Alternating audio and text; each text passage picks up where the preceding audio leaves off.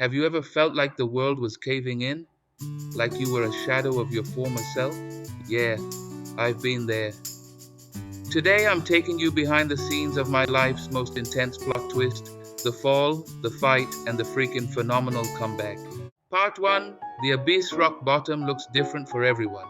For me, it was a toxic cocktail of elaborate on your rock bottom.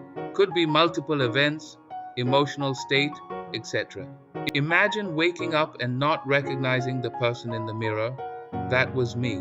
But here's the brutal truth about rock bottom. It doesn't care who you are, what you've done, or how much potential you have.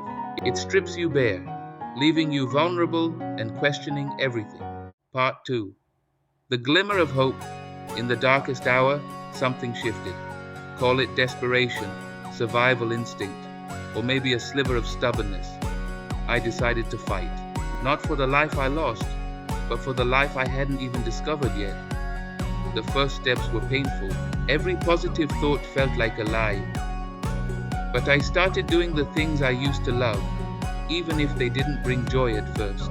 I sought help, not as a sign of weakness, but as an act of defiance against the darkness.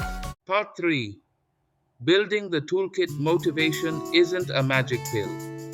It's a toolbox you assemble over time. Here's what went into mine. Redefining success. Forget society's standards. What makes you feel alive? Micro goals.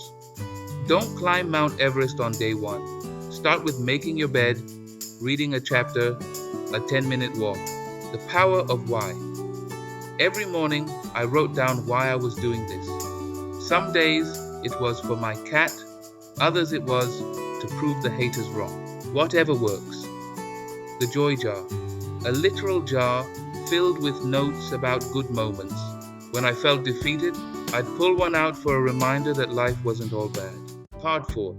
The uphill battle. Let's be honest, the climb sucked. There were relapses, doubt, and days when my bed felt like the safest place on earth. But every time I fell, I got back up. Not because I was fearless, but because I was terrified of staying down. I used my anger, my pain, even my envy of others' happiness as fuel to push forward. Part 5. The summit, and then, one day, the fog lifted. The world was in color again. My successes weren't just about external things, but about the person I've become. I won't lie, life still throws curveballs. But now, I have the tools, the mindset, and the badass resilience to handle them. If you're in the trenches right now, this isn't a pep talk. It's a war cry.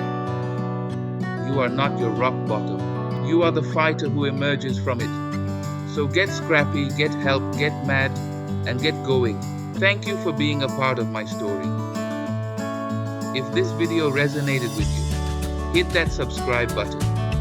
Share it with someone who needs it. And remember, the comeback is always greater than the setback.